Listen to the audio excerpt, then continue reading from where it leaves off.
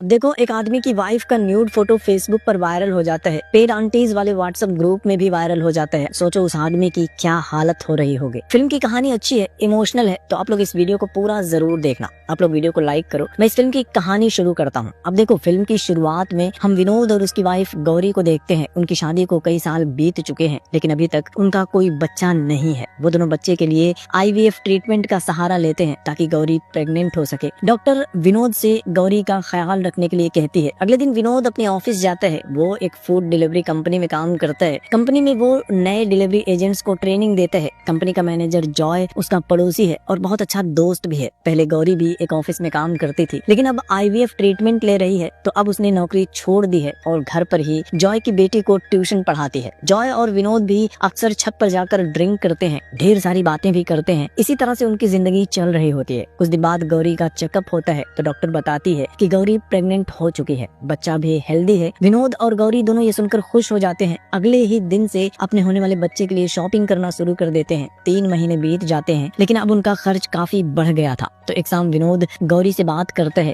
कि उसे बैंक से कॉल आया था, उन्हें लोन की किस्त जमा करना है, खर्चा बढ़ गया है। डॉक्टर ने उनसे पहले 3 महीने में ही बहुत ख्याल रखने के लिए कहा था, लेकिन अब 3 महीने बीत चुके हैं। तो विनोद गौरी को एक बार फिर से अपनी ऑफिस ज्वाइन करने के लिए कहता है ताकि दोनों की कमाई से उनकी फाइनेंशियल प्रॉब्लम्स दूर हो सके। गौरी भी इसके लिए मान जाती है। अगले दिन विनोद अपने ऑफिस जाता है, तो कंपनी में एक नया लड़का आया था, धीरू। दरअसल धीरू का फोन खराब था, अपने आप ही बंद हो जाता था और इसकी वजह से उसकी डिलीवरी लेट हो जाती थी। जॉय उसका फोन चेक करता है तो उसमें गंदी गंदी तस्वीरें और वीडियोस भरे पड़े थे। खैर, जॉय और विनोद दोनों उसे समझाते हैं और इस मामले को खत्म कर देते हैं। अगले दिन सुबह जॉय और विनोद ऑफिस जाने के लिए निकलते हैं, तो पता चलता है कि उनकी बिल्डिंग में रहने वाली एक लड़की ने सुसाइड कर ली है। रीजन किसी को पता नहीं है। पुलिस डिपार्टमेंट में जॉय का एक फ्रेंड था, वो इस केस की जांच कर रहा होता है। खैर, जॉय और विनोद दोनों ऑफिस पहुंच जाते हैं। तभी वो लड़का धीरू विनोद के पास आता है। वो विनोद से कहते हैं कि मैंने आपकी वाइफ को पहले भी कई बार देखा है। विनोद कहते हैं ठीक है, बात बताओ क्या है। तब धीरू विनोद को व्हाट्सएप पर पेड आंटीज वाले ग्रुप में मिली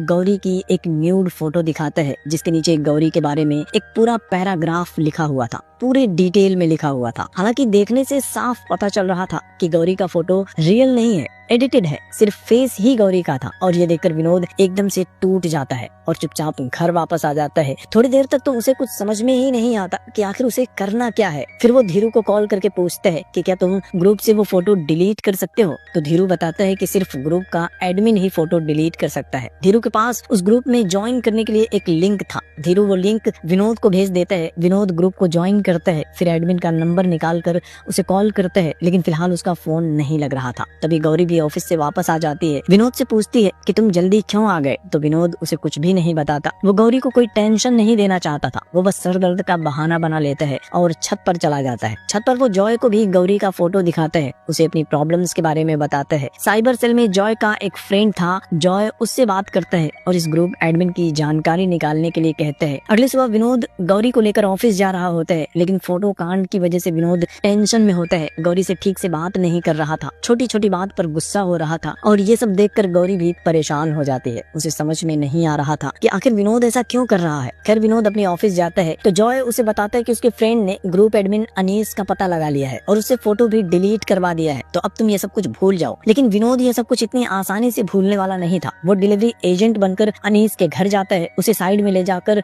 उसकी जमकर पिटाई करता है। उसे पूछता है कि तुमने गौरी का फोटो एडिट क्यों किया। तो अनीस उसे बताता है कि उसने गौरी का फोटो एडिट नहीं किया था। दरअसल उसके पास एक व्हाट्सएप ग्रुप है जिसमें उसके बहुत सारे कस्टमर्स हैं। उसके कांटेक्ट में कुछ लड़कियां भी हैं जिन्हें वो अपने कस्टमर्स के पास भेजता रहता है। ग्रुप को एक्टिव रखने के लिए उसे मैसेजेस भेजने पड़ते हैं। उसने गौरी का जो फोटो डाला था, वो फोटो उसे एक फेसबुक पेज पर मिला था। अनीस उस पेज का नाम भी उसे बता देता है। विनोद वापस ऑफिस में जाता है, जॉय को फेसबुक पेज के बारे में बताता है। तो जॉय कहते हैं कि हम अकेले इसमें कुछ नहीं कर सकते, हमें पुलिस को बताना चाहिए। जॉय अपने पुलिस वाले फ्रेंड को सब कुछ बताता है। तब वो ऑफिसर इनसे कहता है कि अगर हम कोई कंप्लेंट रजिस्टर करते हैं, पेज को डिलीट करवा देते हैं, लेकिन अगले ही दिन वो लोग नए डोमेन के साथ पेज बनाकर सब कुछ पहले जैसे ही अपडेट कर लेंगे। वो बताता है कि कुछ दिन पहले तुम्हारी बिल्डिंग में एक लड़की ने आत्महत्या की थी ना, उसका भी फोटो इसी तरह से वायरल हुआ था और इसी वजह से उसने खुद को खत्म कर लिया था, क्योंकि किसी ने उसका साथ नहीं दिया था। वो विनोद को समझाता है कि तुम्हें अपनी वाइफ का साथ देना चाहिए। अगले दिन विनोद और गौरी ऑफिस जा रहे थे, तो विनोद ट्रैफिक में कुछ लोगों को देखता है जो गौरी को घूर रहे थे। तो विनोद को लगता है कि शायद उन लोगों ने गौरी का वो फोटो देखा है, इसलिए उसे घूर रहे हैं। फिर रात में विनोद उस फेसबुक पेज पर गौरी की फोटो ढूंढता है, फिर उस फोटो के नीचे कमेंट करता है कि मुझे ये वाली लड़की चाहिए। थोड़ी देर बाद उसे पेज के एडमिन का रिप्लाई भी आता है, जिसके बाद विनोद उस आदमी से इनबॉक्स में बात करता है तो वो आदमी विनोद को अपना कॉन्टैक्ट नंबर भी दे देता है। विनोद तुरंत उस नंबर पर कॉल करता है। सामने से वो आदमी विनोद को पैसे लेकर अगले दिन एक जगह पर मिलने के लिए बुलाता है। कहता है कि पहले पेमेंट करो, उसके बाद वो लड़की तुम्हें मिल जाएगी। अगले दिन विनोद उस आदमी के बताए हुए एड्रेस पर जाता है। तभी आदमी पहले से ही विनोद का इंतजार कर रहा था। वो विनोद को लेकर होटल के कमरे में जाता है। विनोद उससे कहते हैं कि मुझे वही वाली लड़की चाहिए, लेकिन आदमी उससे कहता है कि वो लड़की तो नहीं मिलेगी, लेकिन हमारे पास उससे भी बेहतरीन लड़कियां हैं, तुम चाहो तो उनके साथ मजे कर सकते हो, बस पैसे दो और एंजॉय करो। आदमी विनोद से पैसे मांगता है तो विनोद कांटे वाला चिम्मच उसके हाथ में घुसा देता है। उसे बताता है कि फोटो में जो चेहरा है वो मेरी वाइफ का है। विनोद इस आदमी की जमकर पिटाई करता है। तब आदमी बताता है कि वो तो बस एक ब्रोकर है, उसके ऊपर बहुत सारे लोग हैं जो ऐसे पेज को खरीदने के लिए लाखों रुपए पे करते हैं और उस पेज के मालिक का नाम है हरी। खैर, उस आदमी की पिटाई करने के बाद विनोद घर वापस आ जाता है। तो इस वक्त गौरी बहुत गुस्से में होती है, क्योंकि पिछले कुछ दिनों से विनोद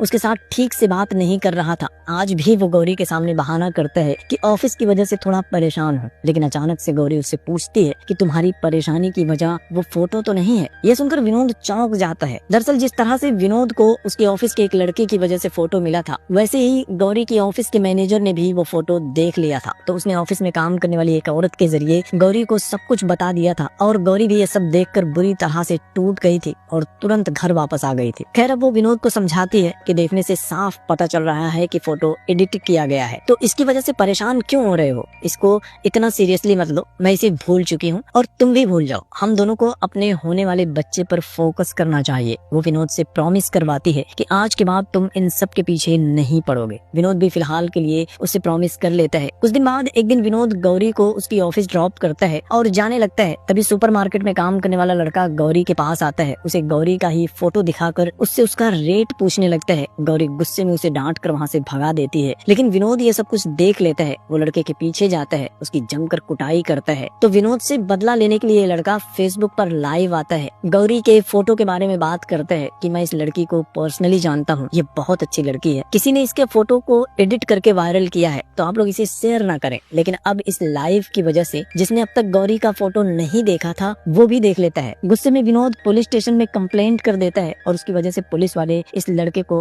अरेस्ट कर लेते हैं। लेकिन अब विनोद किसी भी तरह से असली मुजरिम को ढूंढ निकालने का फैसला करता है। वो सबसे पहले फेसबुक पेज के मालिक हरी को ढूंढना शुरू कर देता है और आखिरकार उसे पता चल जाता है कि हरी फिल्म इंडस्ट्री में काम करता है। विनोद पुलिस के साथ मिलकर हरी को भी पकड़ लेता है। थोड़ी सी धुलाई करने के बाद हरी बताता है कि कुछ दिन पहले टीनू नाम के एक लड़के से उसने ये पेज खरीदा था और वो फोटो टीनू ने ही अपलोड किया था। मैं उसके बारे में कुछ नहीं जानता। पुलिस वाला तुरंत उसे टीनू को कॉल करने के लिए कहता है। हरी टीनू को वीडियो कॉल करता है तो विनोद उसका फोन ले लेता है। वो टीनू का चेहरा देखता है, लेकिन उधर से टीनू विनोद को देखते ही शॉक्ड हो जाता है। उसे समझ में आ जाता है कि कुछ तो गड़बड़ है और वो तुरंत फोन काट देता है। इधर विनोद सोचता है कि पोस्ट के नीचे टीनू ने गौरी के बारे में जिस तरह से डिटेल्स में लिखा था उसका मतलब साफ था कि टीनू कभी न कभी तो गौरी की ऑफिस में आया था। तो अब विनोद भी गौरी के ऑफिस में जाता है। वो बॉस के साथ मिलकर ऑफिस का सारा सीसीटीवी फुटेज चेक करता है तो पता चलता है कि टीनू उनकी ऑफिस में अपने पापा के साथ आया था। उसने ऑफिस में कुछ डॉक्यूमेंट्स भी जमा किए थे और उस डॉक्यूमेंट्स के जरिए इन्हें टीनू का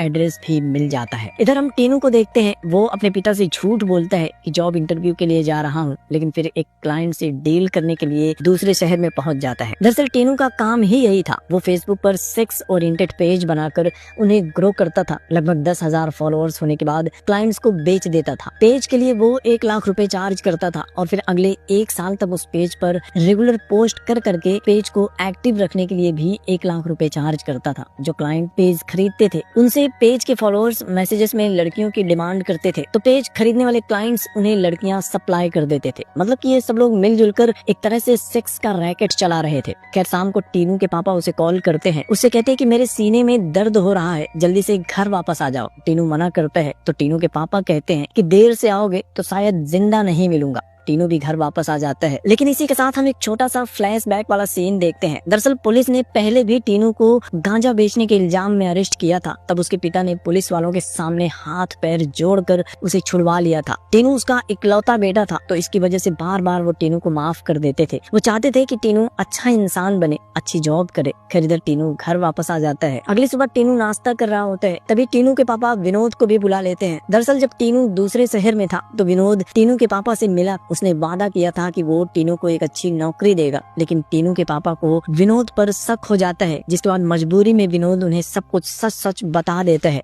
और इसी वजह से टीनू के पापा ने बीमारी का बहाना बनाकर उसे वापस बुला लिया था। खैर अब विनोद को देखते ही टीनू वहाँ से भागने लगता है, लेकिन विनोद उसे उसकी गर्लफ्रेंड का फोटो दिखाता है। उसे कहता है कि अगर तुम मेरे साथ नहीं चलना चाहते तो ठीक है, लेकिन फिलहाल ये लड़की पुलिस की कस्टडी में है, आगे तुम खुद ही सोच लो। अब टीनू के पास कोई दूसरा रास्ता भी नहीं था और अब वो विनोद के साथ जाने के लिए तैयार हो जाता है। रास्ते में विनोद जॉय को भी अपनी गाड़ी में बिठाता है और फिर तीनों आगे बढ़ते हैं। पूरे रास्ते जॉय उसे धमकाता है कि अगर अपनी गर्लफ्रेंड से मिलना चाहता है तो हम जो कहेंगे वही करना होगा। खैर बीच मार्केट में पहुंचकर विनोद गाड़ी रोक देता है। जॉय टीनू को सामने वाली दुकान से सिगरेट लाने के लिए कहता है और जैसे ही टीनू गाड़ी से नीचे उतरता है पूरे मार्केट में हंगामा मच जाता है। दरअसल टीनू को सबक सिखाने के लिए उन लोगों ने टीनू के सारे कपड़े उतरवा लिए थे और उसे नंगा करके मार्केट में छोड़ दिया था। टीनू पूरे बाजार में नंगे ही घूम रहा होता है। लोग उसे देखकर वीडियो बनाने लगते हैं, तालियां बजाने लगते हैं, सीटियां बजने लगती हैं। टीनू की जमकर इंसल्ट हो जाती है। फिर वो लोग टीनू को वापस गाड़ी में बिठा लेते हैं।